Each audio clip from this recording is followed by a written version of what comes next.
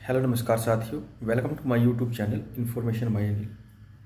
प्यारे दोस्तों, उम्मीद करता हूँ आप सभी ठीक होंगे और आपकी तैयारी बहुत ज़बरदस्त तरीके से चल रही होगी। दोस्तों, आप सभी तैयारी में कंटिन्यू होंगे और मैथ, रीजनिंग और जीएस का पोर्शन आप काफ़ी अच्छे तरीके से कर भी रहे होंगे।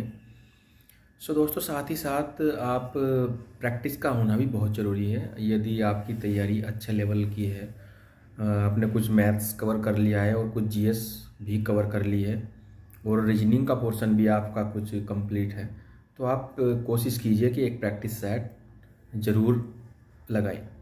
एक प्रैक्टिस सेट लगाएं, आफ्टर दैट उसका रिवाइज ज़रूर करें, क्योंकि बिना रिवाइज के आप अपनी कमियों को पहचानने में थोड़ा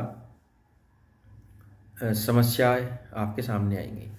आपकी कमियों का पता लगेगा प्रैक्टिस सेट करने से, क्योंकि practice set is the best your competition exams. Practice set एक ज़रूर लगाइए आप 1 वीक में या 15 डेज़।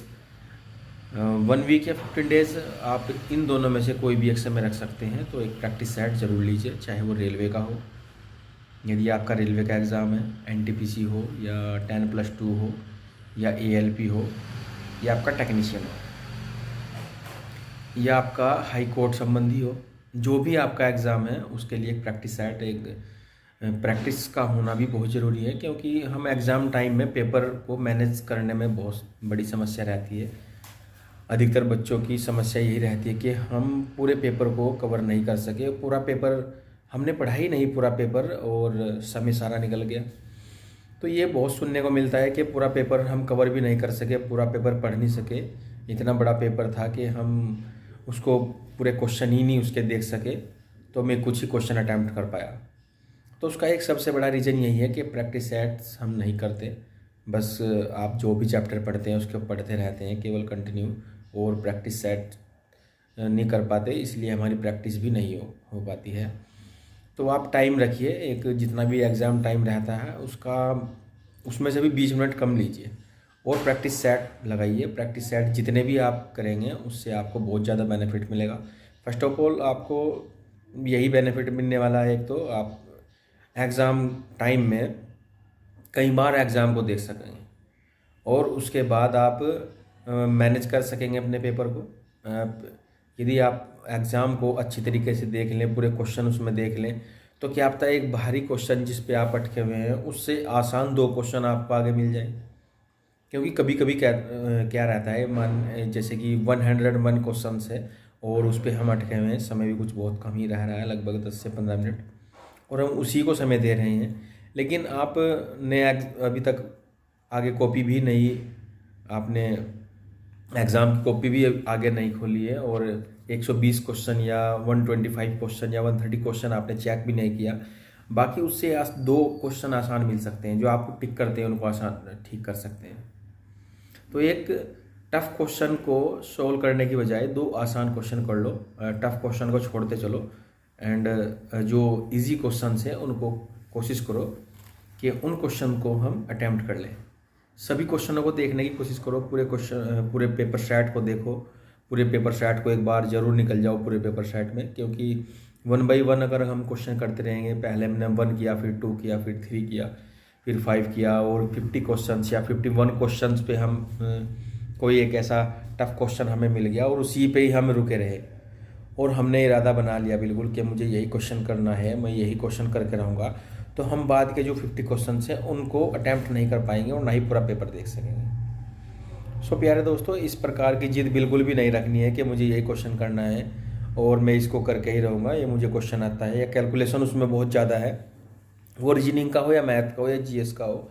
हमें किसी भी एक क्वेश्चन पर बहुत समय नहीं देना है। हम एक क्वेश्चन को लगभग 30 से 35 सेकंड देंगे, आफ्टर दैट नेक्स्ट क्वेश्चन की ओर हम बढ़ेंगे। एक क्वेश्चन पे हमें बिल्कुल भी नहीं रुकना है। जैसे कि आपका जीएस का क्वेश्चन हुआ, कोई भी जीएस का, हमने 2 से 4 सेकंड दिए, 5 सेकंड दिए, आफ्टर दैट न्यू क्वेश्चंस।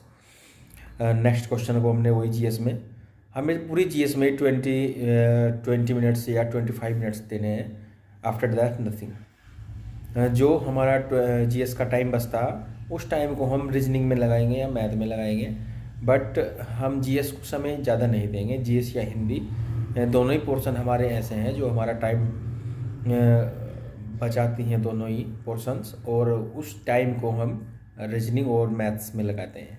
तो रीजनिंग मैथ्स ऐसा पोर्शन है जो टाइम टेकन होता है, और जीएस और हिंदी एक ऐसा पोर्शन है जो हमारा समय की, थोड़ा हमें समय को कवर कराता है, समय की बचत कराता है हिंदी और जीएस। तो समय का मैनेजमेंट होना बहुत ज़रूरी है एग्ज़ाम के अंतर्गत। तैयारी एक अलग चीज़ है और समय का मैनेजमेंट है बहुत ज़रूरी है, क्योंकि हमें ये टेक्निक होनी चाहिए कि हमें किस तरीके से एग्ज़ाम को क्लियर करना है, किस तरीके से एग्ज़ाम को क्रैक करना है, पूरे पेपर को देखना है, पूरे पेपर को पढ़ना है। कितने बच्चों की तैयारी बहुत अच्छी होती है लेकिन वो एग्ज़ाम क्रैक कर फिर भी नहीं बन पाते।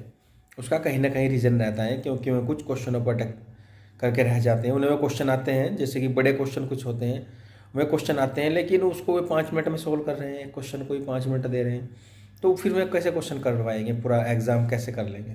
पूरा एग्ज़ाम नहीं वो कर सकते बिल्कुल भी, और ना ही पूरे एग्ज़ाम को देख पाएंगे। सो दोस्तों, ऐसी गलती बिल्कुल भी ना करें। यदि आप ऐसी गलती करते हैं तो फिर वही असफलता का सामना आपको करना पड़ सकता है, जो 2 से 4 साल के अंतर्गत आपको फिर नेक्स्ट एग्ज़ाम के लिए वेट करना पड़ सकता है।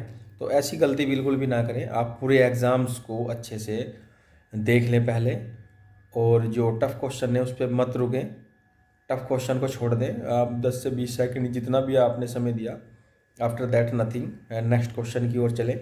और नेक्स्ट क्वेश्चन आपको 2 क्वेश्चन बहुत आसान मिल जाएंगे एक टफ़ की अपेक्षा, क्योंकि हमें एग्ज़ाम में जिद नहीं करनी, किसी के साथ में क्वेश्चन की जिद नहीं करनी कि मुझे यही सोल्व करना है, मैं इसको सोल्व करके ही रहूँगा। I I want to this question it solves, after that nothing. So हमें एक क्वेश्चन पे बिल्कुल भी नहीं रुकना, नेक्स्ट क्वेश्चन की ओर चलते रहना है और नेक्स्ट क्वेश्चन करने हैं। डेफिनेटली हम एक टफ की बजाय 2 क्वेश्चन बिल्कुल सोल्व करेंगे, और 2 क्वेश्चन हमें आसान मिलेंगे भी, वो मैथ्स हो, रीजनिंग हो, चाहे कोई भी पोर्शन हो। आप ये सॉल्यूशन ट्राई करके देखना, वो प्रैक्टिस सेट्स हो या रियल एग्ज़ाम्स हो कि कोई भी। तो एक क्वेश्चन पे बिल्कुल मत रुकना, आप नेक्स्ट क्वेश्चन देखना, उससे मैं आपको नेक्स्ट में आपको 2 क्वेश्चन बिल्कुल आसान मिलने वाले हैं। और ये बहुत अच्छा तरीका है हमारे एग्ज़ाम को क्रैक करने का। एक होशियार बच्चे की थोड़ी यही कमी रहती है कि वो पूरा कहीं ना कहीं पूरा एग्ज़ाम नहीं देख पाता, कुछ उन्हीं क्वेश्चनों पर रुक जाता है। जैसे कि कोई कैलकुलेशन का एक ऐसा क्वेश्चन मिल गया जिसमें 5 मिनट दे दी, और वो उसको कर भी सकते हैं। मैं ये नहीं कहता कि वो क्वेश्चन उनको नहीं आता, वो क्वेश्चन उनको आता भी होगा, लेकिन यदि उन्होंने 5 से 6 मिनट या 7 मिनट उसमें दे दी तो क्या आना और क्या ना आना, क्योंकि हमने अगले 10 क्वेश्चन ख़राब कर दिए।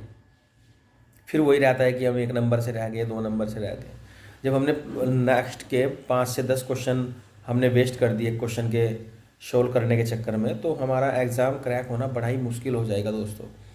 तो आप एक क्वेश्चन पे बिल्कुल भी मत रुकिए, पूरे पेपर को अच्छी तरीके से रिवाइज कर लीजिए, अच्छी तरीके से देख लीजिए एक बार, 1 से 2 बार, और उन क्वेश्चनों को सिलेक्ट कर लीजिए जो क्वेश्चन हमें आते हैं, उनको करते चलिए। आफ्टर दैट दूसरे नंबर पे में क्वेश्चन करिए जो आपको कुछ कम आते हैं, थोड़ी लगता है कि आपको हम कुछ समय दे सकते हैं इसमें, और तो इसको हम सोल्व कर लेंगे। आप दूसरे नंबर पे उन क्वेश्चन को करिए। तीसरे नंबर पे आप वे क्वेश्चन करने की कोशिश कीजिए जैसे कि आपको लगता है कि फर्स्ट या सेकंड ऑप्शन, कोई 2 ऑप्शन में आपको कंफ्यूज हो। यदि निगेटिव मार्किंग थोड़ी कम है तो आप उन क्वेश्चनों पर रिस्क भी ले सकते हैं, क्योंकि बिना रिस्क के कोई एग्ज़ाम होगा भी नहीं, या कोई भी कार्य होगा भी नहीं। रिस्क आपको थोड़ा लेना होगा, थोड़े क्वेश्चन अधिक से अधिक अटैम्प्ट करने की कोशिश कीजिए, क्योंकि हमें 50 क्वेश्चन आते हैं या 40 क्वेश्चन आते हैं और हमने 40 ही क्वेश्चन किए, इससे तो उसका करने का फ़ायदा भी कुछ नहीं है, क्योंकि 40 पे हमारा वैसे भी सिलेक्शन नहीं होगा। इससे अच्छा है कि हम थोड़ा रिस्क लें एग्ज़ाम में और हम 90 या 90+ अटैम्प्ट करें। इतना निगेटिव आपका नहीं कटेगा जितने कम क्वेश्चन आपने अटैम्प्ट किए हैं। कम क्वेश्चन अटैम्प्ट करने का हमें कोई फ़ायदा नहीं मिलने वाला है दोस्तों। 40 पे मेरिट किसी की नहीं जाती है, 40-45 पे आपकी मेरिट बहुत ही मुश्किल रहती है किसी एग्ज़ाम की। और इन दिस टाइम तो नथिंग, पहला समय था जब 40 या 45 या 50 तक मेरिट रुक जाती थी, लेकिन in this time is very wrongly. So आप कोशिश कीजिए कि जिन 2 ऑप्शन में आपको कंफ्यूज है आप उन क्वेश्चनों में बाद में समय दें, और उन क्वेश्चनों को सॉल्व करने की कोशिश करें। कोशिश करो कि यदि आपको 50 आते हैं तो आप अधिक से अधिक थोड़ा अटैम्प्ट यदि आप कर लें। जो आपको बिल्कुल नील ही नहीं आता है, आपको लगता है कि मुझे इसके बारे में कुछ जानकारी ही नहीं है, तो उस क्वेश्चन को आप छोड़ सकते हैं। आफ्टर दैट आप कोशिश कीजिए कि हम थोड़ा स्कोर बढ़ाएं, अच्छा थोड़ा स्कोर अपना कर लें, क्योंकि अच्छा स्कोर करोगे तो आपको कहीं ना कहीं सफलता मिल सकती है। आप 2 क्वेश्चनों पे यदि कंफ्यूज आपको रहता है तो आप, ऐसा नहीं है कि आपको कुछ नहीं आता, आप बहुत कुछ जानते हैं दोस्तों, आप बहुत नॉलेज रखते हैं। तो आप जब इन 2 क्वेश्चनों में आपको कंफ्यूज रहेगा और कोई एक ऑप्शन लगाएगा तो डेफिनेटली आपका वो सही रहेगा, क्योंकि आपने समय दे रखा है तैयारी में, आपकी तैयारी भी अच्छी है। तो कंफ्यूज तो पैदा होगा ही, वो 2 ऑप्शनों के बीच में, अक्सर कर 2 ऑप्शनों के बीच में कंफ्यूज रहता है। तो आप डेफिनेटली उन क्वेश्चनों को कीजिए, उन क्वेश्चनों को छोड़ के मत आइए, स्किप मत कीजिए, क्योंकि हमें छोड़ने का फ़ायदा नहीं है। यदि हमें लगता है कि हमारा 50 पे नंबर आ जाता है, 50 पे कट ऑफ रुक जाती है, तो हम ना ही करें। लेकिन जब ऐसा होगा ही नहीं तो हमें फ़ायदा क्या? वो तो हमें वहीं उसका एनालिसिस हो जाएगा कि हम इसे करेक्ट नहीं कर पाएंगे एग्ज़ाम को। तो उससे अच्छा है तो क्वेश्चन आप अटैम्प्ट करो, क्या पता आपके क्वेश्चन सही हो जाएं, तो आपको वहाँ बेनिफिट मिल सकता है। तो कम करने का हमें कुछ भी फ़ायदा नहीं है दोस्तों। तो आप कोशिश कीजिए कि अच्छे से अच्छा अटैम्प्ट करें और अपने एग्ज़ाम के लिए अच्छी तैयारी रखें, एग्ज़ाम को पूरी तरीके से पढ़ें, 2 से 3 बार एग्ज़ाम में निकल जाएं, तो शायद आपको कहीं ना कहीं इस चीज़ का बेनिफिट होगा। नेक्स्ट वीडियो में आपसे फिर मिलते हैं, तब तक के लिए थैंक यू वेरी मच दोस्तों। वीडियो को शेयर और लाइक ज़रूर करें, क्योंकि वीडियो को यदि आप शेयर करते हैं, सब्सक्राइब करते हैं, तो उससे एक मोटिवेशन हमको मिलता है, जिससे हम आपके लिए एक अच्छा कंटेंट, अच्छी मोटिवेशन वीडियो एंड किसी भी एग्ज़ाम्स का सिलेबस या कोई नई वैकेंसीज़, तो जो भी जिस सब प्रकार की भी आपको इन्फॉर्मेशन दी जाएगी, उसमें हम कोशिश करेंगे आपको बहुत जल्द से जल्द आपको कोई भी इन्फॉर्मेशन दी जाए। तो यदि आप कोऑपरेट करते हैं तो हम भी आपको एक अच्छा कंटेंट प्रोवाइड करने की कोशिश करेंगे। तब तक के लिए थैंक यू वेरी मच।